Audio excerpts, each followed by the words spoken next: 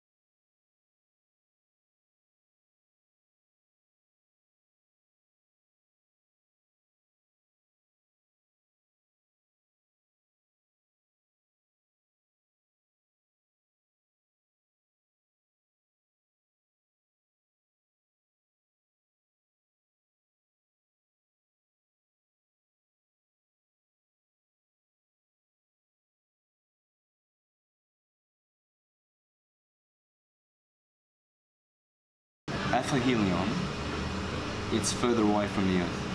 When it's here at perihelion, it's closer to the Earth. This is true in all models. In all models. So, what we have here is this ecliptic, okay? And we also have the Milky Way galaxy will go like this through there. And it will be intersecting the ecliptic at 60 degrees. Okay? So, the summer days are like this. This is summer, from the 21st of June. And now we're going downhill. The fall. Sun is waning all the way to the Tropic of Capricorn. Waning. That was Cancer, by the way. Now we're in Leo, Virgo. We're getting closer to the equator. Bang, Libra. And we keep going. Scorpio, where we are now. 4th of November, 5th of November. Downtown LA. Sunset Boulevard. Flora Cafe. Sagittarius. Capricorn. Sun's going faster here and closer to the Earth. So it's a variable speed sun. Slow, fast. Slow, fast. And the analemma proves it. The analemma proves it because this is the southern hemisphere, this is the northern hemisphere. And that's the same amount of time on the top as it is on the bottom. Yeah, and I think it's a phi ratio 1 to 1.618, which differentiates, which shows that the sun is moving a lot wider in its path over here. There's more range and more distance that it has to cover. That's what the analemma proves. So this circle that is skew with the circle of the equator, so it's the same, this circle is supposed to be the same size as the equator, right, to show how it's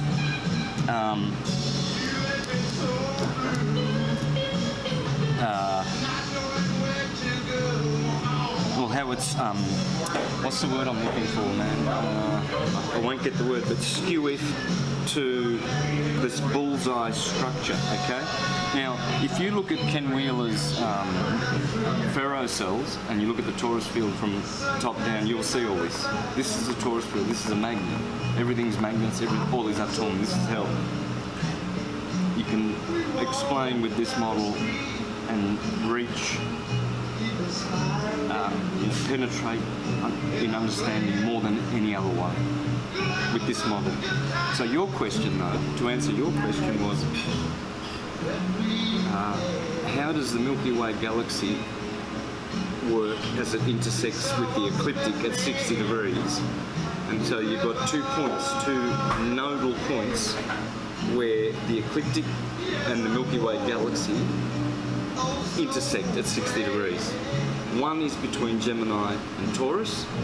The Milky Way galaxy goes right through the middle of the twins and Taurus on that side. It's beautiful. You see the twins there with their feet on the Milky Way galaxy, and you see Taurus underneath with his hand up in the southern stars holding the Milky Way galaxy up almost, Orion.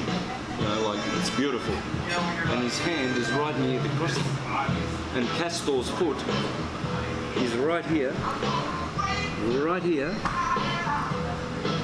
So you've got Castor's foot on. So let's make a twin. His foot is standing right on that crossing, and Orion is underneath in the southern stars, and he's holding up, almost touching the foot of Castor, right? And that's at the crossing, one of the crossings. At the other end of the crossing, Scorpio and Sagittarius, you've got Ophiuchus standing with one foot right at the crossing and his other foot on the back of Scorpio, killing the scorpion, with his foot on Antares, the red star. But the other foot is right there at the crossing. So you've got Ophiuchus, the healer, and Orion, the hunter. Both, one foot on, Ophiuchus has got his foot on the crossing, and Orion's has got his hand up holding the crossing. You can't miss it, and you can't make it up. They are 2 of the 7 ecliptic heroes. So starting from Aries, Perseus, of course, 1 hero. Taurus has 2, Orion and Auriga. Virgo has 1, her shepherd husband, Bootes. Scorpio has 2, Hercules and Ophiuchus. And then the last one would be Cephas, with his foot on the North Pole Polaris, the ruler of the northern, the most highest of all constellations, Cephas, which means St. Peter, right? Cephas, and he's got his foot. Those are the 7 rulers. But what are the chances of 2 of those rulers having a connection with these 2 crossing points where the Milky Way galaxy intersects the ecliptic at 60 degrees between those 2 signs? So what you're seeing is all the stars are turning clockwise once. This is a 24-hour clock. It's a 24-hour clock. Here's 12 midday, here's 6, 12 midnight, here's 6 rising. And what happens is as the Earth is underneath these heavens, the heavens are turning themselves over the Earth, and all the planets are following on the ecliptic. The sun, you won't see the ecliptic. That line there does not exist physically, neither do the other lines, but they are just boundaries of the sine wave. This is a sine wave. It actually goes like this, like all sine waves. Positive, negative, summer, winter, day, night. So that's the sine wave, how it works on the flat Earth, because a lot of people still haven't penetrated this model to understand how everything works on this model, everything. You know, and I've been able to explain how some signs in astrology are slow rising and direct, whereas some signs are quick rising and crooked. How do you explain that with a globe model? They will all be equal. Aries cannot rise on the horizon in an hour and 20 minutes, and Libra in 2 hours and 40 minutes, because Libra rises slowly and Aries rises quickly on a globe. You can only work on a flat Earth with a horizon which distorts the trajectory of the ecliptic from your perspective. So of course, when Aries is coming from the Tropic of Cancer coming up to us here in Los Angeles in the Northern Hemisphere, of course it's going to rise crooked and fast because it's way, way, way south. Whereas Cancer, you know, that rises, and Libra and those signs are very, very slow because they go directly up because the sun's at the Tropic of Cancer, so it has a big arc, right? But in winter, the sun has a little arc. It's a little, 8-hour day, and it's very cold and dark, and you see the sun come up. In Scandinavia, you can have 2-hour days, little short days. But when Libra rises and the sun is in the summer months, you see their slow, big arc, long days, right? And that's what's going. You can only explain this on the flat Earth model. You can only explain the analemma on this model. You can only explain this model in an atomic way, as I do, as a torus field. This is a torus field. We live inside of a torus field, and it's all here. So the plane of the sun, the ecliptic, is going to be below the plane of the Milky Way. Yeah. Obviously. Yep. So if the dome is like that, or whether it's like this above the Earth, here is the Earth, here is the North Pole, Mount Meru, here is the circle of the Arctic Circle, here is the circle of Tropic of Cancer, here is the circle of the equator, here is the circle of the Tropic of Capricorn on the flat Earth, right? So I should have done that a little bit flatter, but what you've got now is Saturn, Jupiter, Mars, Sun,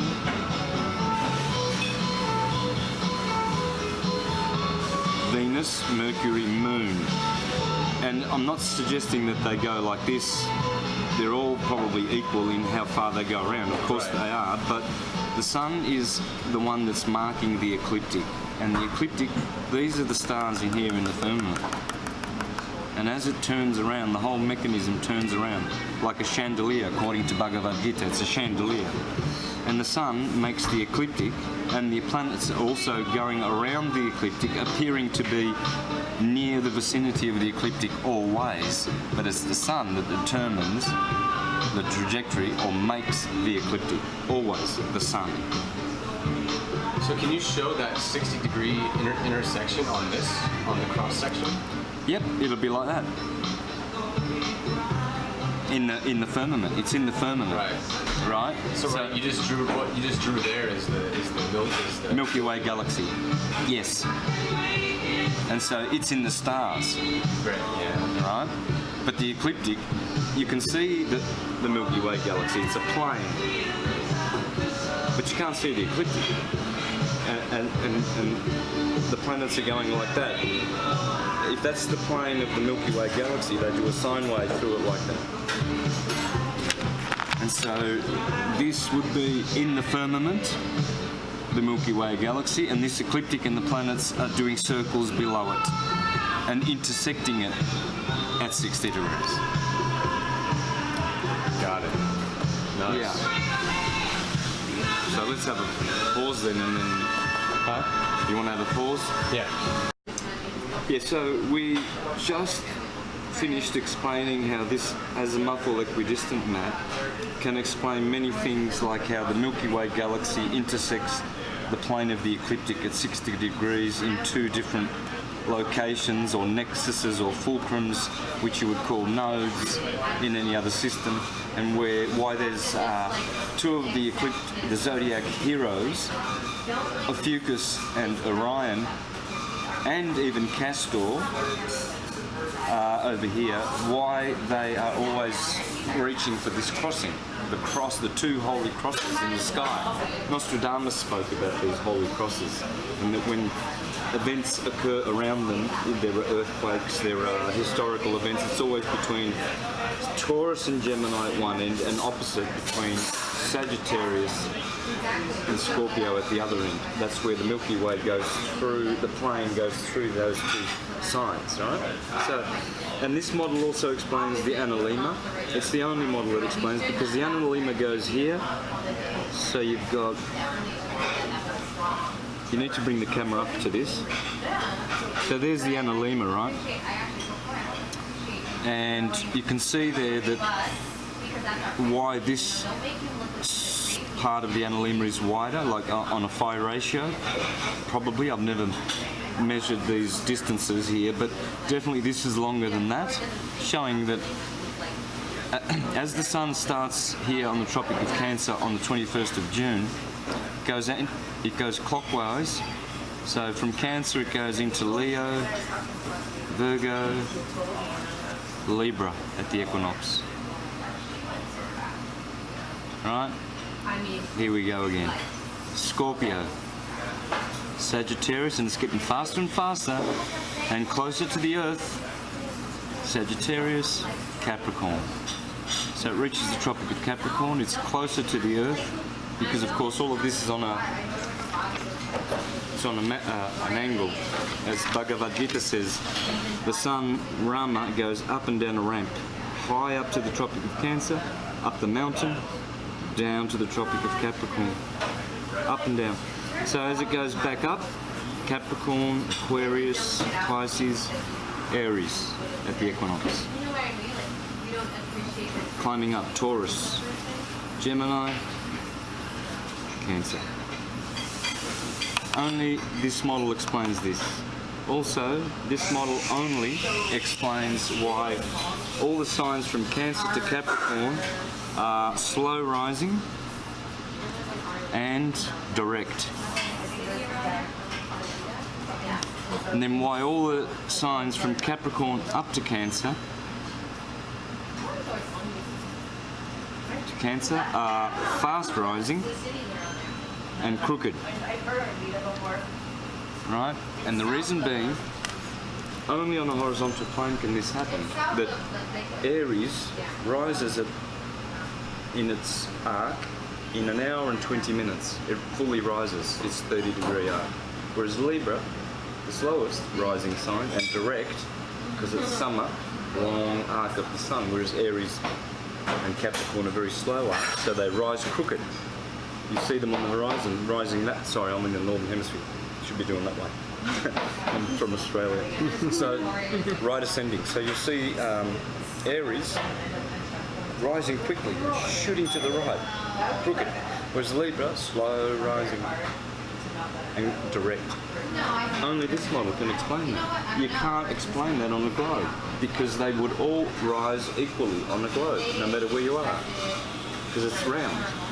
Whereas when you realise that the horizon condenses on the flat plane, and that short piece of arc, because Aries is further away from you, from the Northern Hemisphere, of course it's going to rise crooked and fast. Whereas Libra is closer to you, and so it rises directly. You can see it clearly, slow Libra, the scales. This model explains things like that better than any other model. So basically we finished by saying that with this model you can penetrate more of any field of science, including the cosmology, and explain the magnetic toroidal field Earth that we're living in better than any other model. You know, and I've done it on a few of my presentations. But we're going to address another one, David. What was that question? Bring David in here. David, what do we got going on for the next question here? Yeah, for sure. So, hey guys, what's up? So I've been wondering basically about the aurora borealis, what's causing that phenomenon. We had talked a bit earlier about the aurora australis as well.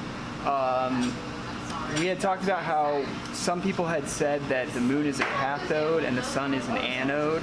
So there seems to be something about the electromagnetic activity between those two objects and the aurora borealis at the middle of that electromagnetic conductivity causing that effect. Could you talk more on that? Okay, so the aurora borealis, in the model that we've done here and here, so it's a torus field, and every torus field has a plane of inertia, which no one seems to want to talk about. It's called the block wall. Block wall, because everything is coming in, blue shift, converging centripetal, and then red shift is diverging centrifugal energy. And this is under the Earth. There are 7 planets under the Earth, discs like the Earth, according to Bhagavad Gita. And they all end in Atala. Like the bottom one's called Putala. Putala. And that's hell.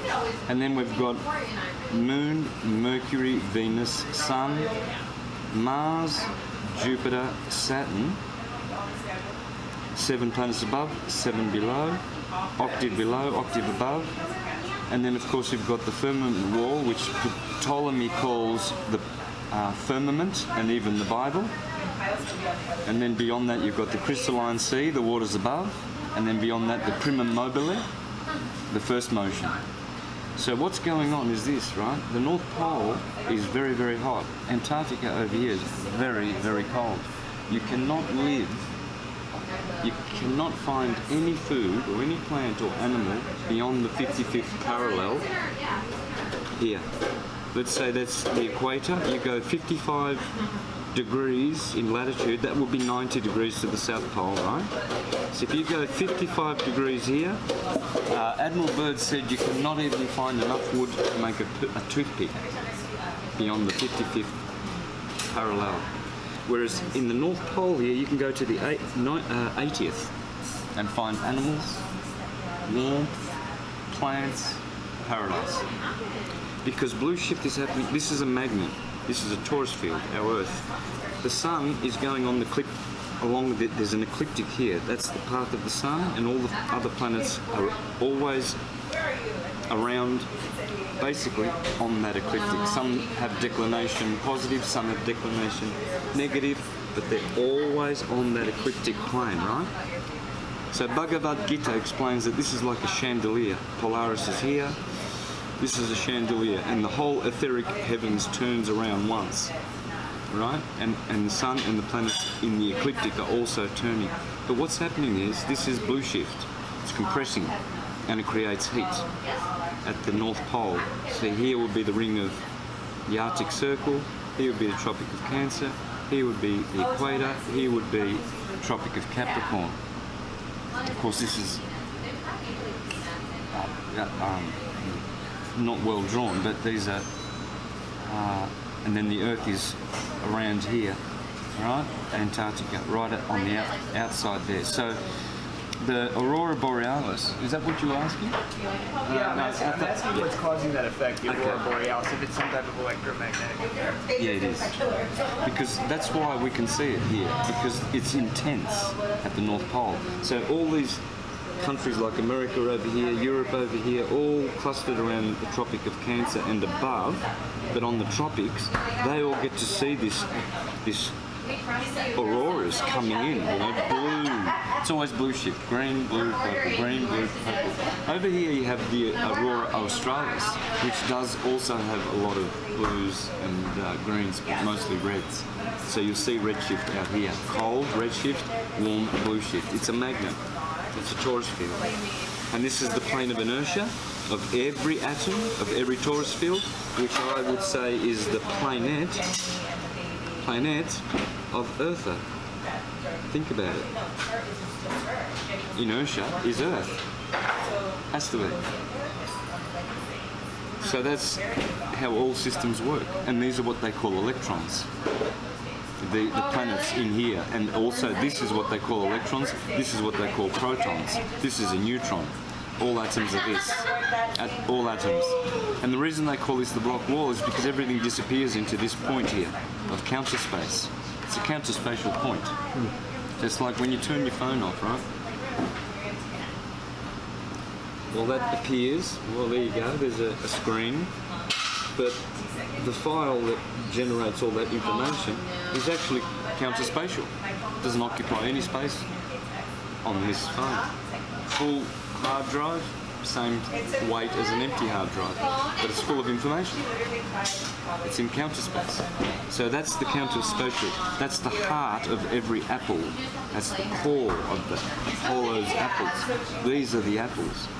And what you'll find is this is the green earth, so green chakra, blue chakra, indigo, purple, yellow, orange, red hell, Putala. And this is our this is Bhumangala, Jambudvip in Bhagavad Gita. This is not anything that I've imagined. This is realistic. The Jews have a similar system. They have 10, because even Ptolemy had 10 above and then 10 below. Right? So that's why we have, and this is, the firmament is actually Uranus, the sphere of Uranus.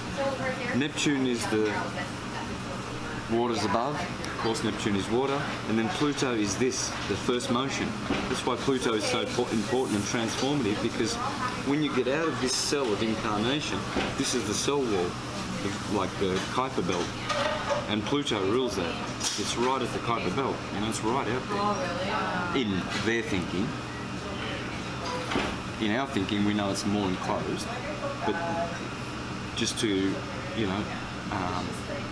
emphasize how far out it is, because it's right, and that's why it's so destructive. It's transformative because it destroys what is material, like Saturn does, and then transforms it.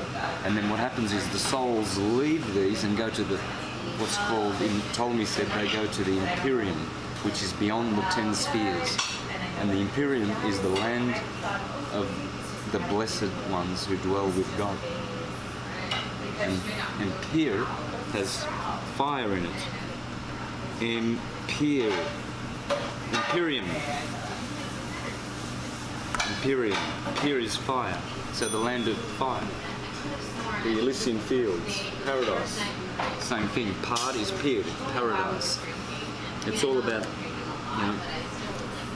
the fires of creation beyond these cells. These are cells like in your body. These are atoms like in your body. These are solar systems.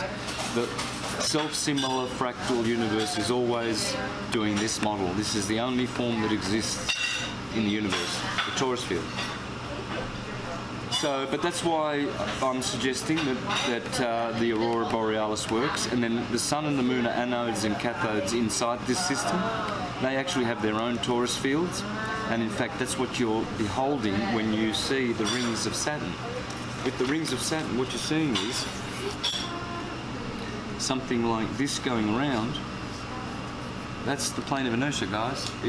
Saturn, the Earth planet, is establishing a solid plane of inertia, and it's starting to show. That light is starting to, crystallize and make. There's 7 rings around Saturn. 7, right? And they're saying that these rings are now starting to crystallize. Well, because this is the plane of inertia of Saturn's torus field, which is all like that. The only reason we can see Saturn's rings and not Jupiter's, which are much, much larger, is because the axis of Saturn is perfectly aligned. It's the only planet that is spinning truly, and that's why these are becoming visible and materializing. These light rings of crystals, they're crystallizing. And that's the heart. This center, this counterspatial center of all forms, is right there in your heart, and that shows that you have a horizontal plane here, going horizontally, connecting with everyone on this plane. That's why they don't want you to know that we live on a planet, because how can you connect with everyone when they're underneath you? You know? Well, I suppose you could. The universe would make it happen, but you can see how clearly it is that we are all in China, Australia. If you do a 180-degree circle with your hand pointed like this, you will connect to every human being walking on this plane, and you'll realise the solidarity that we really have. And so this, when we strengthen our magnetic field and our torus field, this plane grows, it crystallises, and people feel it. When they come into your presence, they'll feel your heart radiating, not your mind vibrating. The radial wave is like this. It goes longitudinally.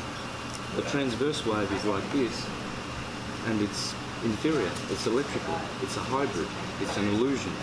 And so all vibrations are. You want to get away from the vibratory world and go into the radiation world, because it's longitudinal, connected to all things.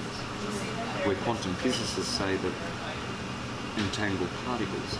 Oh, if you spin an electron here that's going anti-clockwise, and you turn it over and you make it spin the other way, it will talk to another electron 60 billion light years away in some unknown galaxy, which is entangled with this one. So we've got all these atoms that are entangled with each other. What a load of hogwash. It's easy. Everything is connected on the longitudinal radial plane. The radiation plane, because it's longitudinal. And so they know that, but they cannot afford for us to know this, because they don't want us to know the difference between radiation waves and vibratory waves. Big difference. Vibration is electrical, and you can pay for it. Magnetism and radiation is magnetic, and it's free. It's everywhere. Yeah, so that was that. Yeah, and the sun is a anode, because anode is an anagram of. This is how you do this. You really have to do it this way. Adon. Adon. The sun is always known to be Adam. Adam. Adam and Eve. The moon is Eve. That's what it is. And cathode, Kathy, the negative, that's the moon. She's a cathode. She takes away the toxins from the universe and receives them and takes them out like a portal, and the sun is bringing magnetic creation into the solar system. It's an anode. Adon. The Hermetica says the sun has a name, Thomas. Tom. Tom is Dom. All is Adon. Why does the Hermetica say that the sun has a name and it is Thomas? Because it means twin. It generates the twin blue shift, red shift wave. So if your body was here, your head would be here, and you see blue shift at the top of your torso torus field and red shift at the bottom. So your torso torus field knows this, and so these are torsos. Man is the measure of the universe. So I don't know whether that's... So I was wondering, I can't remember if you've touched on this or not. Is the moon, a lot of people claim that the moon has to be some form of physical. Is there any physicality to the moon? There do appear, I mean, there are holes and things like that, what the mainstream calls craters, which make it seem like it's a bit more physical. That it has some form of a physical nature to it, or do you believe it's all just electric? And could you also explain what those craters are? Which are craters? This is going to be fun. Okay, so Bhagavad Gita says that the sun and the moon are made of transcendental matter. So non-matter is still matter. It's like light is still darkness. Depends on how much you play with the dimmer switch. Okay, so it's an attenuated matter. So yeah, it's material, but not of a substance which we know of, and we can, tangibly connect with here on Earth. It is carbon, but a different carbon. You can see clearly that there's carbon there. Even Gabrielle Henriette, who wrote a beautiful flat Earth book in 1930s, spoke about what the moon is and the sun and how they are connected to the firmament and that they are transcendental luminous bodies. Pierluigi Ghina, the Italian genius who worked with Marconi for 10 years and insists that the Earth is stationary and proves it in his laboratory. He says that the stars and all of those things you see there, they are holes. And we talk about wormholes, right? And then we say that the sun is a portal, that you go to another transcendental realm through the sun. The rishis say, oh no, you go through the moon, or you go through Mercury. You must live in Venus to go through all these portals. Well, they are portals, because in the system, they tell you, the Neoplatonists clearly said that souls come from the Tropic of Cancer through the moon, the ovaries of the solar system, and then they leave at the gate of the gods at the Tropic of Capricorn through Saturn. We all know that. Knock, knock, knock. Hey dude, tomorrow we take you out of this plane. Eh? The Grim Reaper. That's Saturn with his scythe. So at the Tropic of Cancer,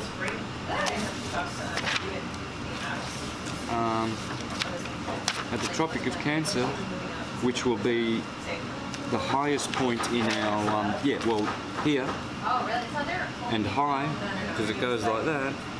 Cancer's up really high, Capricorn's down low, and so that's where the souls come in, through the moon, and then they leave from the Tropic of Capricorn. So many of the Neoplatonists wrote about this.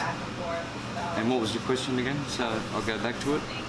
Yeah, it was just about whether the moon has some form of physicality. Some people claim that you can't even move, you couldn't go straight under the moon. Things like that, yeah. Yeah, well, that leads me back to Gabrielle Henriette, who says that the moon is actually a body which is those craters and that are actually craters that are on the firmament somehow. I wish I could have, perhaps copied that quote and memorised it a bit better. But you can see it on YouTube. Gabrielle Henriette, Beyond the Firmament, I think it's called. You'll learn a lot about the moon there. But definitely everybody is self-luminous. The moon is self-luminous, but it does depend on its relationship with the sun. Obviously, it does.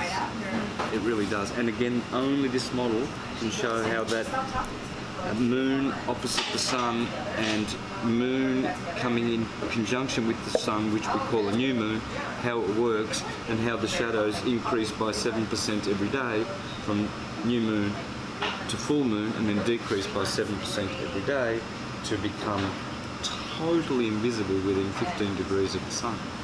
So why, if the moon were a rock and material, why? So here's the sun, and here comes the new moon. And it's like this. And as soon as it hits that 15 degrees, you cannot see it for 2.5 days, 3 days, until new moon, 15 degrees later. And this is called under the beams of the sun. So only astrology is the answer for why you can never, ever in history see the transiting moon passing the moon rock, which supposedly astronauts landed on to drive around in their golf buddy, ring President Nixon to tell them what a fine place it is on their phone. Great reception. I can't get it here in Los Angeles, but no worries, President Nixon. And that moon rock, you never, ever see it at the new moon passing in front of the sun. And it's the same, supposedly, right? The same. Now, the moon can only be, if that's the ecliptic plane of the sun, the moon's ecliptic is 5.5 degrees skewed to the sun's. So she can only be 5.5 degrees positive declination north at the most, or negative south. So, but at every new moon, you should either see a portion of the moon covering the sun or totally covering it. You should see that moon rock, which you can land on. But it comes under the beams of the sun, which shows that the sun's light actually dematerializes that matter of the moon. That's how powerful it is. It dematerializes it or absorbs its light so much that it's so overwhelming that you can never see any body within 15 degrees of either side of the sun. You can't. You can never see Venus or the Mercury. Sometimes you see the Venus and the Mercury. What about the transits? When they say Venus is transiting the sun and you see those massive things. You know what that is? That's not Venus or Mercury transiting the sun. At the transits. It's the nodes. Because the nodes are always responsible for the eclipses of the moon and the sun. The moon does not eclipse the sun. It's the node, Rahu or Ketu, always. You'll always find in the history of the universe that every eclipse that has ever happened of the sun or the moon is within 4.5 degrees of either Ketu or Rahu, proving conclusively that they are the bodies which Bhagavad Gita says Rahu is always eating the sun and the moon and Ketu, they're eating the sun. So that's why astrology is so important. It really is. It's the only science that tells you why you can't see. For 3 days, the moon disappears, totally disappears. And so much so that the Muslims, when they see this crescent, and they see the moon, it's their glory. They stop fasting, they rejoice because of Ramadan, it's all about the moon. They wait for this new moon, and the Jews as well. Remember, if Christ is the church, which is the moon, Circe, the church, that's Christ, when he dies, he's in the tomb for 3 days, and then he's resurrected. That's what he's talking about. It's all astrological. It's mythological, it's not literal, it's literary. And astrological, theological, which theology is only the opposite side of science, two sides of the one coin. Theology and science, they are two of the same coin. It's one coin. And they're so confused that they're so compartmentalized that they're clueless that this is Jesus and this is the sun and this is Hercules. But no idea. All the stories are talking about this astrological stuff going on above our heads, because that's all that's going on.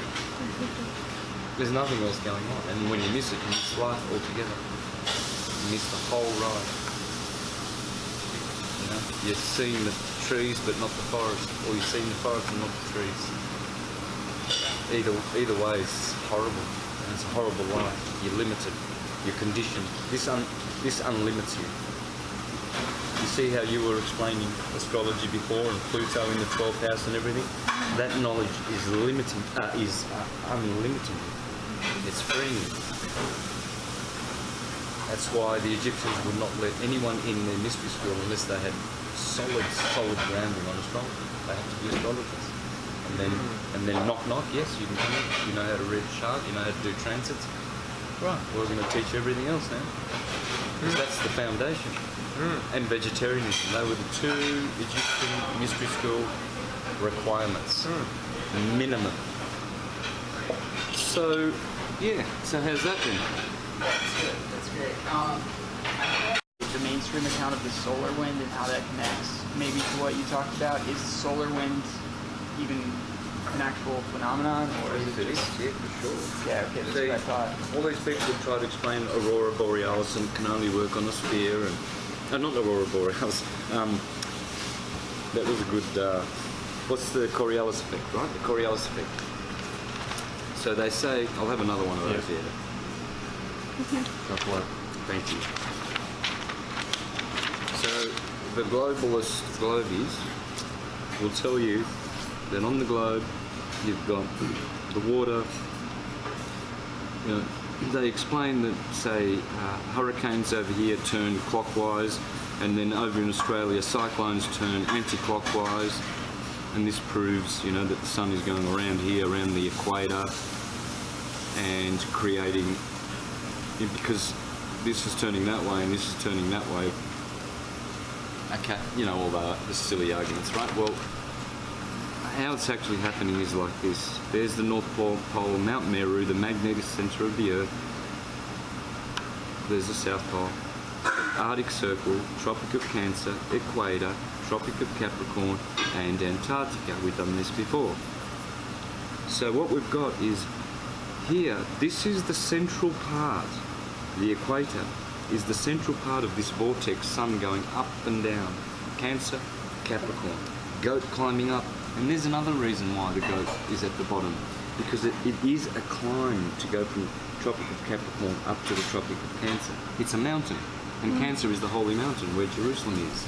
Sirius, in Canis Major, right there in Cancer on June the 21st. The brightest star in the sky. It's the holy mountain. The sun loves to go from the goat to the crab. From the crab down to the goat. And so what's happening is here, this is the main compressed part of the magnetic field. Pierluigi Gina explains that the sun goes around above the Earth, horizontal plane, stationary Earth, and he says there are only two energies in the universe.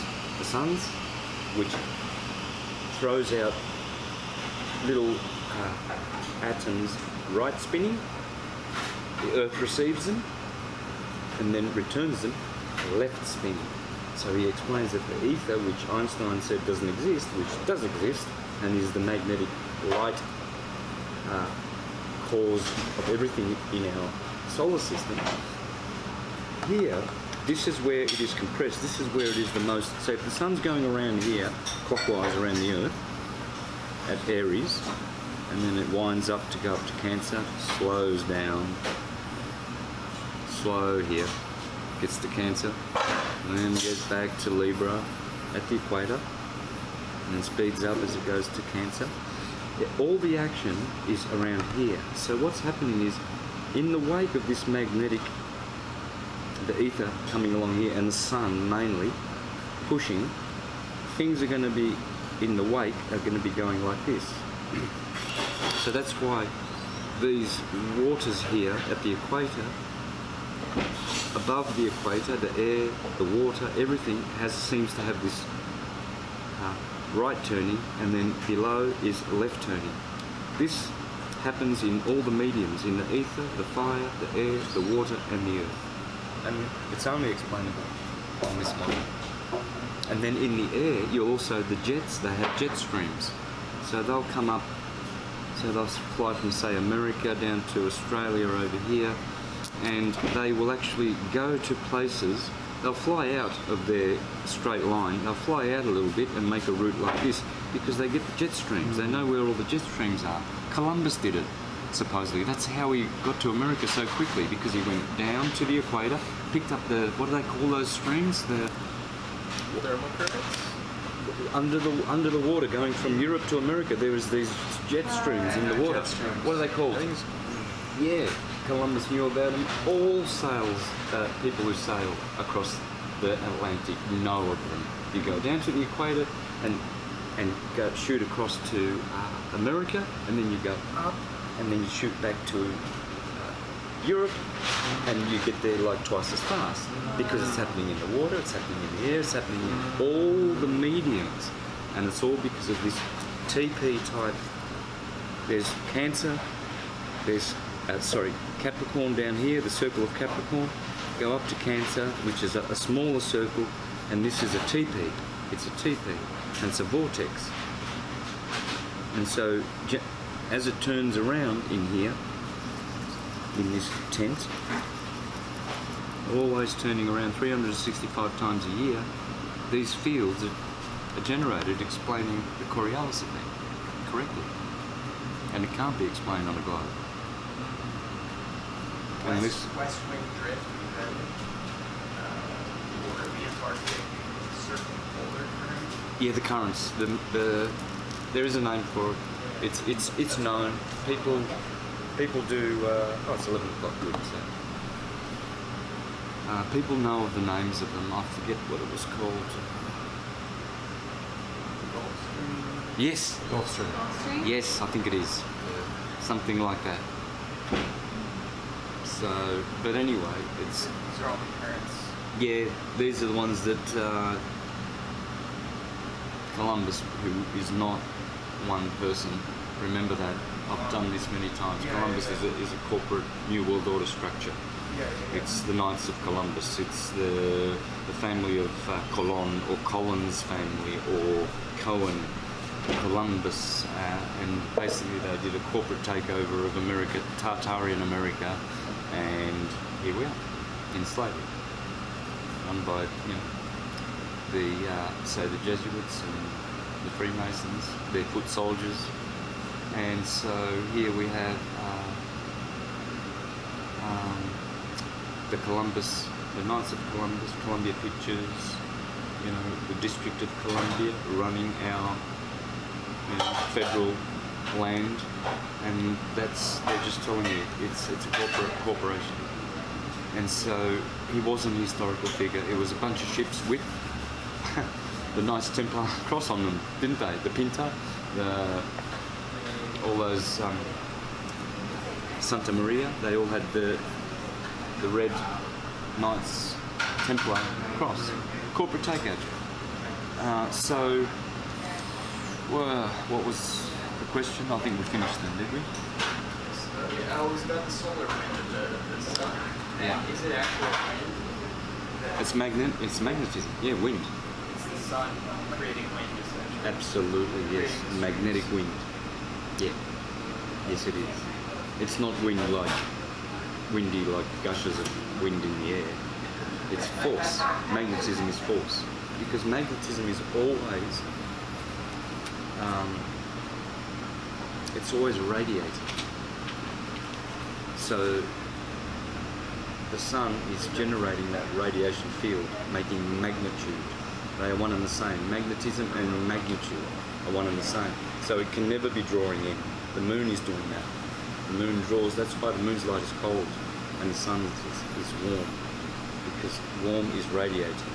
Cold is, what's the opposite of radiating? Vibrating? Radiating is, well, you could say gravitating. Conducting? No. Yeah, but so the sun being an anode is always creating that wind. But don't look at that wind like air wind. Look at it as electrical currents. Yeah. The electrical wave, essentially. Yeah, like Birkeland currents. They're like veins in the medium.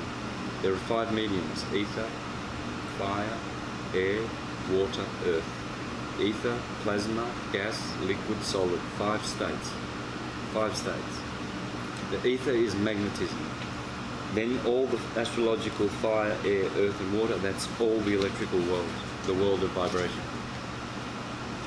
That's why sometimes astrology gets the bad rap. And it's from the devil, because it is. It's from the devil and it's from God. Because it's good and evil. It's electrical, it's the science of understanding electricity and the wave. It's what the whole 12 zodiac is. But in that science, you then learn through that science the science of the radial wave and ether through this material natural science called astrology. You have to learn the wave. The secret of the universe is in the wave. Unfortunately, the wave world is both good and evil. So it is the science of the devil, but it's also the science of God, because that's what astrologos means, the word of God. That's what it means. And even in the Jyotish system, Jyotish in Hindu means the science of light. Astro means light, and logos is logic, which means the logic of light. God is light. So that's why it gets the bad rap, but unfortunately they, because of that, they will not bother to investigate, and they will remain ignorant. And it's in their scriptures. Astrologers all throughout all the scriptures, but they will deny until the day they die, and they will, not receive the benefits. All right. A really big question with people who are questioning the heliocentric model versus the geocentric model. One of the big things that I haven't heard answered in a way where I feel satisfied is gravitation, obviously, gravity in the way that the mainstream thinks of it is not a phenomenon because the Earth is not spinning and things aren't. But there does seem to be an attractive quality to the Earth, right? Density and buoyancy, to me, doesn't seem like exactly like that's everything going on. Is there something to the phenomenon of things sticking to Earth? Yeah. How is that working exactly? Okay. And how, it's obviously some type of electromagnetic effect between, like, you know, air particles, like in water, for instance, it's water particles pushing things down that are denser, right, than the water, essentially. What is it in the chemicals that's causing that, like the electromagnetic quality of it that's causing that? How does that relate? Because I think if the science behind that, if it became a little bit more specific, it would help people to understand the model better. Right, so the first part of your question, right, about gravity. Right. It's obvious that there's not this overwhelming pulling effect. It's obvious, but there is, you were talking about the winds before, there is a pushing. There is the ether is actually softly pushing us to the Earth. And then there's also the fact that our atoms are incoherent in our body, right? What's that? Well, light, white light that's diffused that we see through is incoherent. It's full of particles and atoms, but they are incoherent, which means their torus fields are not lining up. They'll be like this all over the place, like that, right? When you get a laser light, like a blue laser, why is it so strong that it's 3 watts would be like 1 billion times more powerful than a 100-watt globe with a laser? Well, because all the little blue lights, all the little atoms, they are coherent. They're all lined up. The poles are all lined up like fasciae, right? And so when you have fasciae, it becomes stronger. All the sticks collectively what's the word? Multiplicatively become stronger, not additively, multiplicatively. So that's why laser is such an incredible power way to transmit light, because it's coherent light. Well, this is how a guy like Ken Wheeler, for instance, with his magnetism explains how, because he believes we live on a globe, and he believes that the reason why we stick to the globe is because it's called dielectric acceleration. It's incoherent gravitation, but it is gravitation.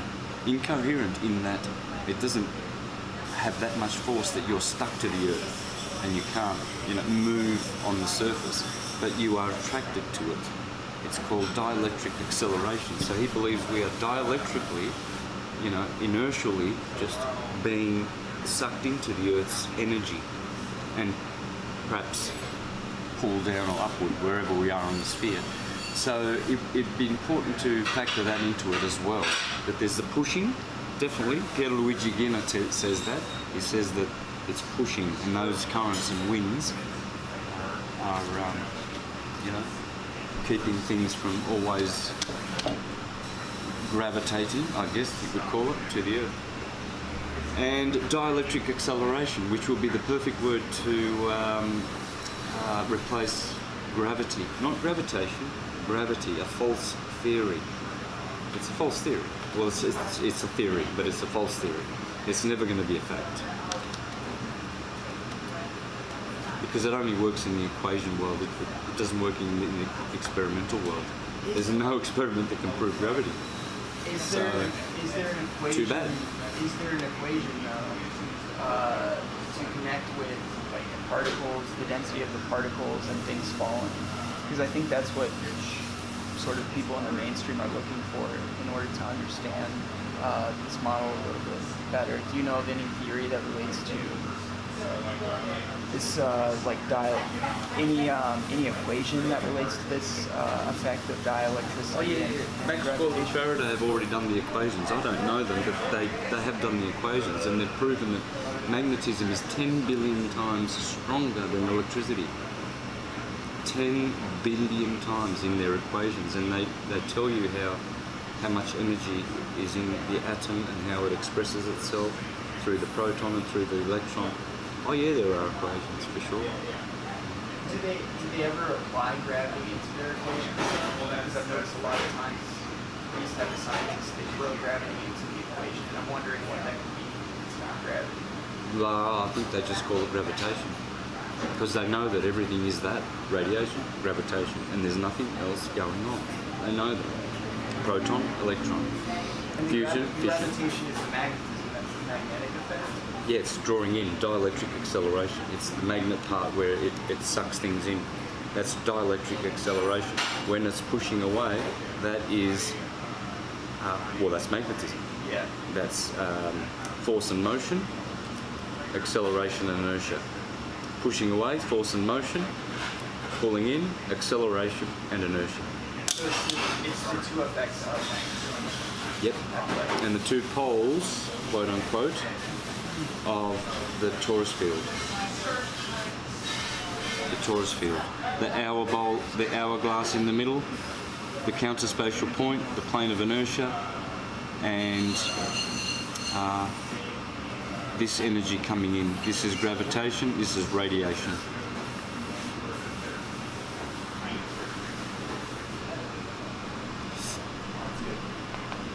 So my question was, what is beyond the firmament? Okay, so let's go with Ptolemy. Supposedly Copernicus debunked Ptolemy. Right, and Ptolemy's model was around for 1500 years before and agrees with most of the ancient models, okay? The most famous of all astrologers. And that's the reason why a lot of these flat earthers don't want to talk about which model did the world and the West adopt for thousands of years before Copernicus. No word of Ptolemy. Let's not talk about him because he's an astrologer. And he spoke about the firmament, and he spoke about what was behind the firmament, the crystalline waters. It's called the crystalline waters. They're made of crystic waters. So in his model there's the Earth, stationary, and then he's got the Moon, then he's got Mercury, then Venus, then the Sun, then Mars, then Jupiter, then Saturn, then the firmament, in which the Greeks said the stars are nailed to the firmament. And I believe that the ecliptic of the Sun, this one part that all the 7 planets go on, is right on the firmament. It's like right on it. And what happens is these are 7 wormholes that open up into the firmament as they go through the ether, through the firmament. They're holes, and so are the stars, they're holes. And behind that is the crystalline sea, the waters above. You see, the Sun is hydrogen, Saturn is hydrogen, Mercury is hydrogen, Jupiter is hydrogen. They're all made of hydrogen. It's all hydrogen. What's hydrogen? Water. And those waters are above actually have the Sun behind the Sun, because all these stars, they are letting light in, and the Sun is letting light in. They're all holes, like a canopy in a forest, because there's another Sun, which I believe is probably Neptune in the crystalline sea. And I believe Uranus is in the firmament, the 8th sphere. The crystalline sea is the 9th sphere. The 10th sphere is called the primum mobile. Primum mobile, meaning the first motion. Primum. And this here is probably where this hydrogen-based Sun behind the Sun, and allowing all these stars to bring the lights in, the Moon, Jupiter, through the Sun behind the Sun. That's why all mythologies talk about the Sun behind the Sun. The Father is greater than I am. The Father, the Son, and the Holy Spirit. There's always 3 suns. The spiritual sun, the soul of the sun, and then the physical sun. We see the physical sun. but they always, in the Mithraic religion, the Zoroastrians, even Christianity, said there's a sun behind the sun. And that's what I think is beyond the firmament. Could be wrong.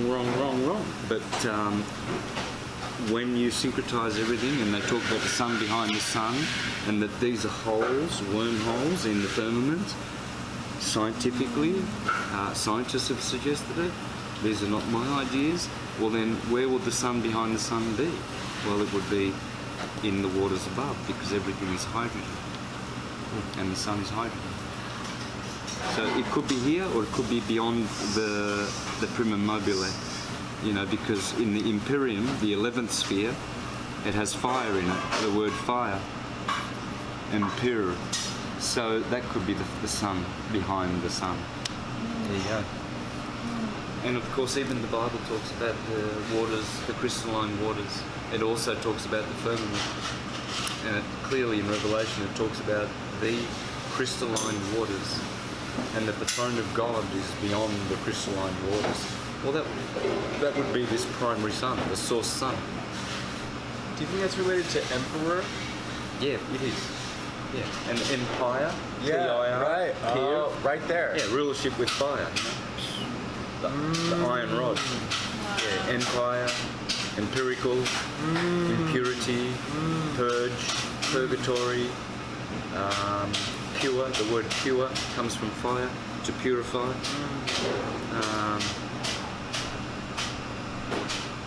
Proton is really a pyroton. Clearly. So all they've done is remove the Y. Proton, it's fire. Purge, purgatory, to clean. It's all about fire. Water is the universal solvent. Fire is the universal cleanser. That's why the ultimate baptism is the baptism by fire. And fire is also mist. The mystic. The baptism by fire is mist. Mystic. The baptism by water is mist with an I. This is the mystery schools. This is the confused lower baptism of water, which Christians have. But this one, it makes you a mystic because mist is fire. It's the baptism by fire, not by water. So that's why it's important to be a mystic. You know, you notice how they degrade this word? Oh, that's rather mystical, what you're saying. Don't you think that's very mystical stuff? What? Ooh, mystical means the highest wisdom, dude. Don't learn your words. Stop speaking. It sounds awful.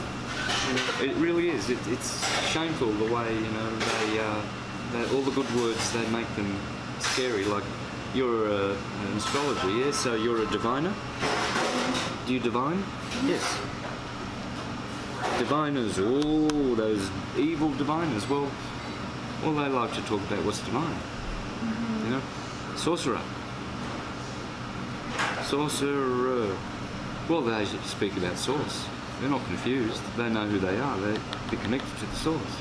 You see how they make all these words so ridiculously stupid and pagan. What's a pagan? Well, it's someone who doesn't live in the city and keeps the traditional ancestral traditions, which are customs, alive. And you don't like those people because they don't help your businesses in the city, in the academies where they're teaching people the false teachings. So they get called pagans. And then they get allured with money to join the Roman cult and the Catholic cult and all of these cults. And then condemn pagans, and astrologers and diviners and mystics. Cool. Okay, so there's something called tropospheric scatter, where radio waves are bounced off of what they call the troposphere or some part of the ionosphere, some part of that. Do you think that's connected to the firmament? And they say that's somewhere, that could be somewhere between, let's see, That could be somewhere between, it's about 90 miles high. How high do you think the firmament is? And do you think that's essentially what these radio waves are being bounced off of? Yeah, absolutely. Yeah. So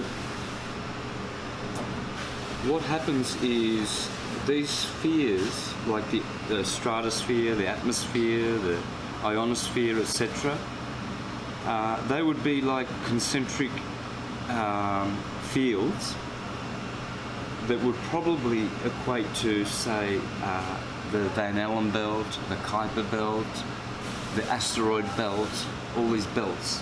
Belt, you know, belt. Bell, the god Bell, that's Bell there, the hyperbell, the hyperbola. So it's always a belt of energy, right? These are belts or spheres. Well, it's the firmament, or, you know, the Kuiper belt might actually be what we call the crystalline sea, you know, waters. It's all hydrogen and energy fields. So, yeah, well, they bounce radio waves off them because as they go up, they condense more or compress more.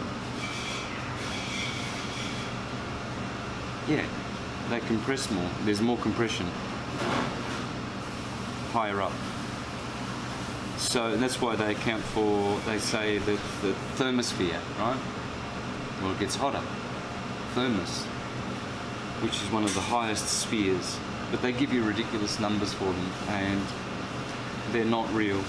There's only about 90 miles of space before you can't go past that, what Hillary Clinton calls that glass ceiling, which, thanks to you, there are many cracks in, and eventually we will break through.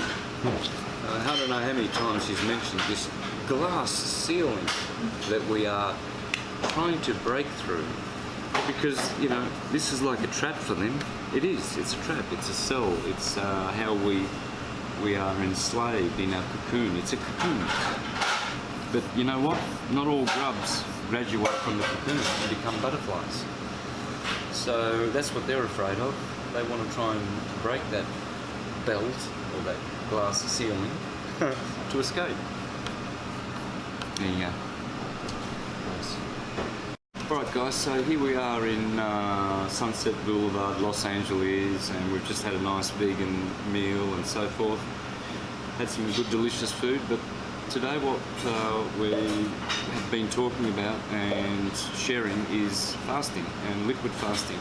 So most of the followers of astrotheology and syncretism know that I did a 62-day fast during the signs of Aries and Taurus this year, and that I got a lot of benefits from it. So someone who was inspired by that is my good friend Ember here, who is now going to talk about his experience with fasting and how many days he's been fasting and the benefits that have come from him, and then also David. So I'm just going to hand it over to here because you guys have taken it to another level and proving conclusively, as you will see, that liquid and fruit and fasting is beneficial, because in my case, when I fasted, I lost a lot of weight and was not looking so good as Ember here. So my fasting, although I got a lot of benefit from it, not as much as this example is going to be for people. So I want to use this as well to show people that don't ever judge one person or incorrectly when things, protocols that are beneficial are spoken of, but the one implementing that protocol doesn't quite get all the benefits as other people, because the benefits are there. So Ember, share with us please your how many days you've been fasting and what's it done for you? Awesome. Thank you, Santos. And thank you for inspiring, taking this into action. I've really been following your example in that regard. And I've also been following the work of John Rose out in Houston, who is the fittest, most agile in the mind and childlike mid-60-year-old I've ever seen. and gives me a lot of hope for the power of fasting to increase our longevity and health and wellness across the physical, mental, and spiritual spectrum. Today's day 113, and I can honestly say I've never felt better, never felt clearer, more calm, content, and like I've shifted into a more magnetic attraction rather than an electric build and discharge in terms of acting on goals and intentions and feelings of fulfillment, and just attracting such beautiful, radiating souls. And I wrote down some points that I want to talk about fasting that have really helped me understand the micro perspective of certain tips that help the efficiency of the process, and a more macro view of what it means in a larger role of how we are fueled and how to optimize the efficiency of what this vessel is and can do. And so I would say one of the most important things is sulfur removal. I have a lot of friends with beautiful blue eyes, and there's like a sun flare around the pupil, which in iridology, which I would say is essential to the fasting process, is to really get a clear picture: what condition is the body in? How are the organ systems? Where are the pockets of toxicity and parasites? Because you can see both toxins and parasites in the eye. And anyone in the LA area, go see Dr. Richardson at New Body Nutrition. He only charges $80. He's very generous with his time, and I have never felt so seen for how I feel by any medical profession in my whole life. And the eyes do take 3 months to reflect the condition of the body, so keep that in mind. It's not exactly a real-time record. And so that yellow around the pupil in iridology is where food starts digesting. So that is the GI tract, that's the intestines. And everywhere out from how food is being absorbed and distributed into the body in order is spiraling out from that pupil point, from GI tract to finally the skin on the outside.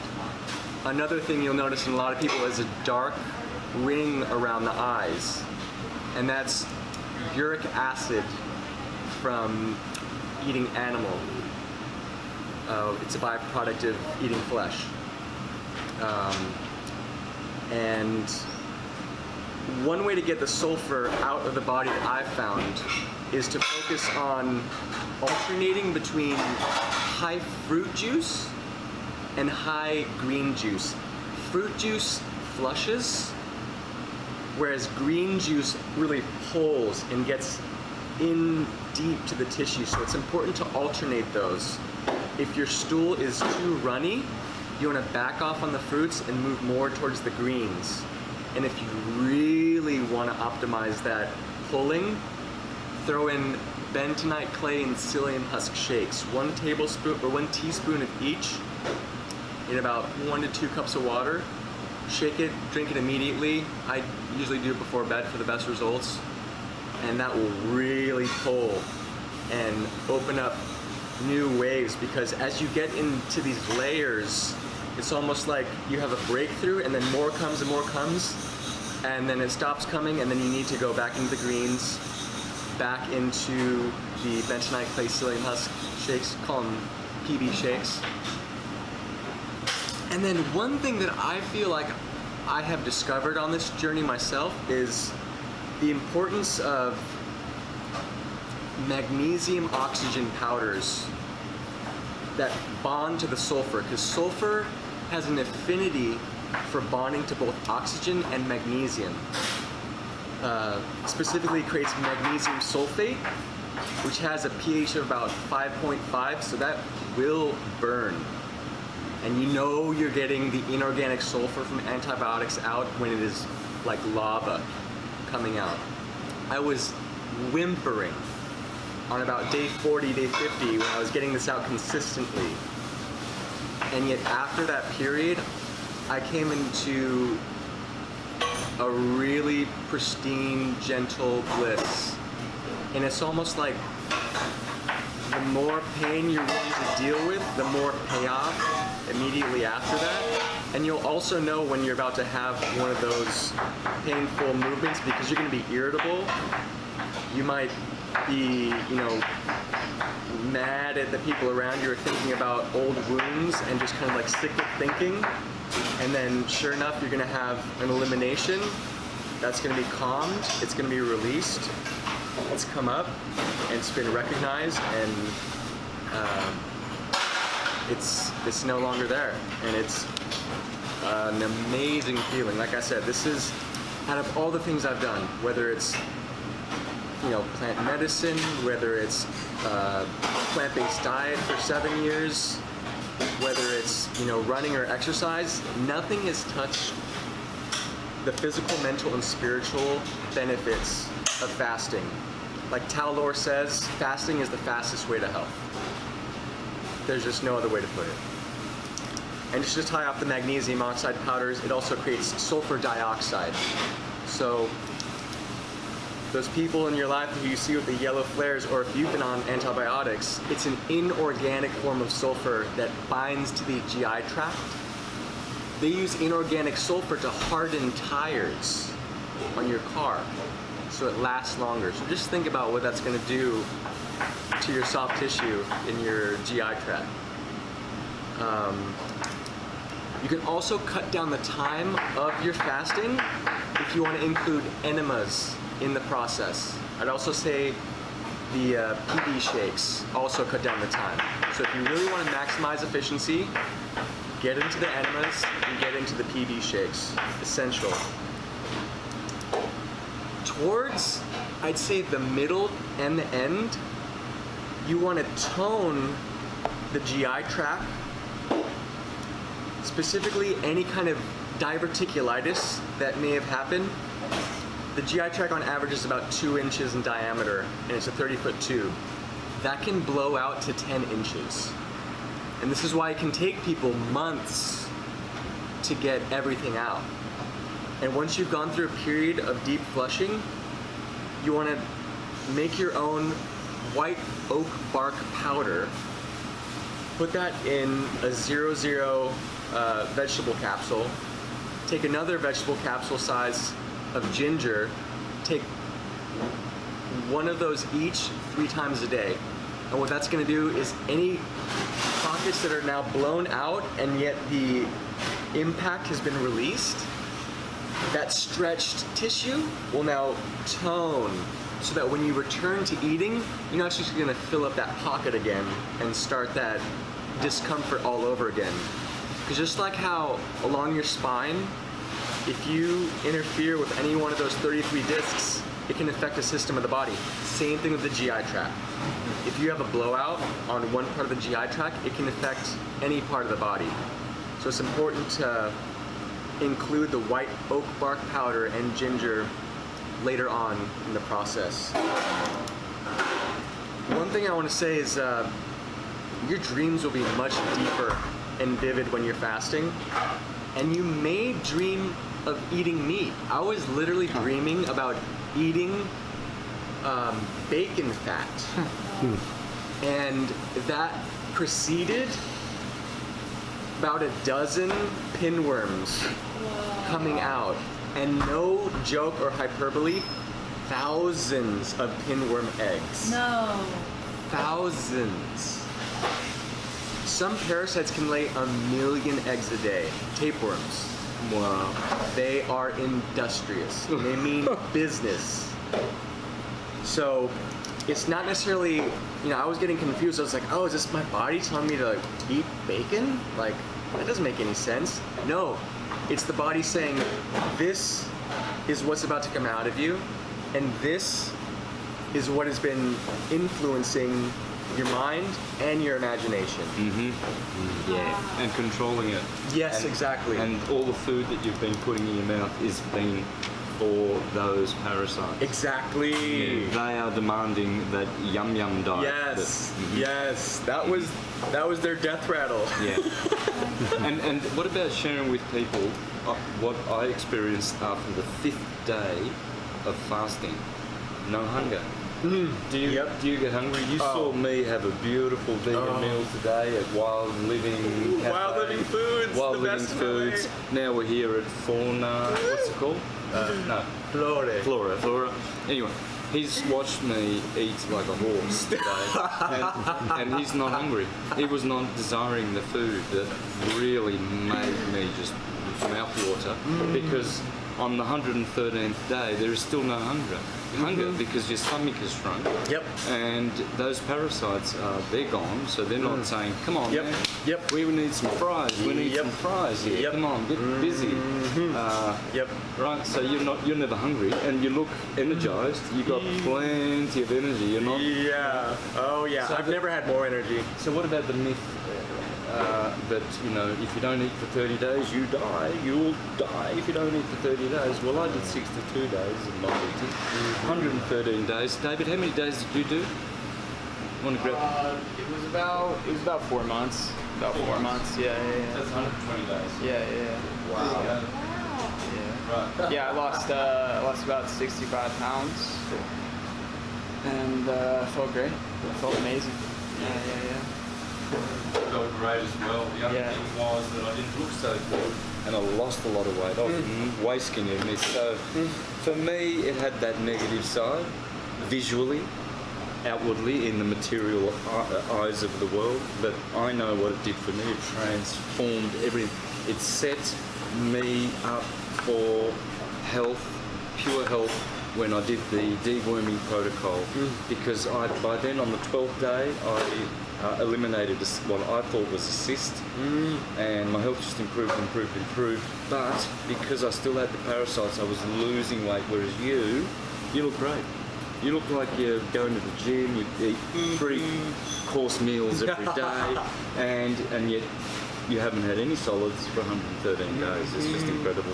Yeah. So you might want to just finish up what you're saying there. Awesome. I'll say that adding cayenne really kickstarts the process. That's when the worms really started going to Pain Town. Like, I got 10 worms out the day I started pounding cayenne. And I've been taking a lot of cayenne. And it is delicious, and it's also very warming. I highly recommend combining with watermelon. Okay. Yeah, we're about to go. Thank you. And I'll also say another thing that optimizes elimination is dry fasting. You can do like a day within that period of just not doing liquids or solids. It really helps push out and eliminate. If you want to look at the protocol, again, go to John Rose. It's about 2 gallons a day per person, but it really varies depending on the caloric density of the food that you're juicing. Like apples and sweet potatoes are the highest, so you need less liquid to feel sustained. You also want to have a tablespoon of oil per day to flush out the liver gallbladder. For men, you want to do flaxseed oil. For women, hemp. Infrared sauna is very good for optimizing the uric acid removal. Spring and summer would be the ideal time to start, especially I'd say summer when the watermelons are in season, because they are the highest source of glutathione, which is essential for phase 2 of liver detoxification, which is toxin elimination after phase 1 of neutralizing toxin has been achieved. Some body indicators to gauge on how your body is doing is looking under the bags of your eyes. If they're really dark, that means that your blood is dirty, so your kidneys aren't filtering optimally. But as you go longer, that'll improve, because not having as much protein to clog up the colander system of the kidneys will really help with that. Let's see. Breathing. When you're not putting your blood into digestion, every breath is giving a higher rate of efficiency of oxygen to your blood. And so that's part of where the clear thinking comes from. And that's part of where not needing as much food for energy comes from, is because you're getting that oxygen-rich blood. And remember that breathing into the belly initiates the parasympathetic nervous system of rest and digest. Shallow chest breath will be sympathetic, and that's fight or flight. So very important, especially to start out your days with very deep pranayama breath work. Sunbathing and silence are also forms of nutrition. Yes. Silence. Yes, 100%. Stillness. Yes, exactly. Yeah, so I'd say another reason why this is optimizing energy and I'm not even craving food. In fact, I'm preparing meals for people on a regular basis, and I have no fear of missing out. I have I don't need it, and I'm also happy for people. It's like a win-win-win. And in the metaphor of sound, what's happening is the body's becoming tone, the mind is becoming more sound, and the spirit is becoming more vibrant.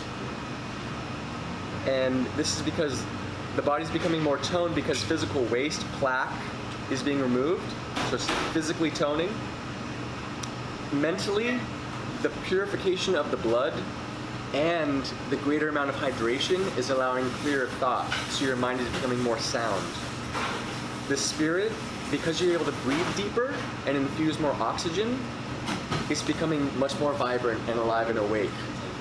And for anyone who wants to doubt that breatharianism is not possible, just remember that trees are literally creating their math by synthesizing the carbon, oxygen, hydrogen, and nitrogen that is in the air. And I feel like that is also what we are approaching when we get rid of all the weight. And the carbon is the earth, the oxygen is the air, the hydrogen is the water, the nitrogen is the fire. So you're literally, every breath, you are breathing in the elements, and when the vessel is pure, it's optimizing the potential for synthesizing these into your being and regeneration. So we're out of time right now, but that's a distillation of juice feasting. So on.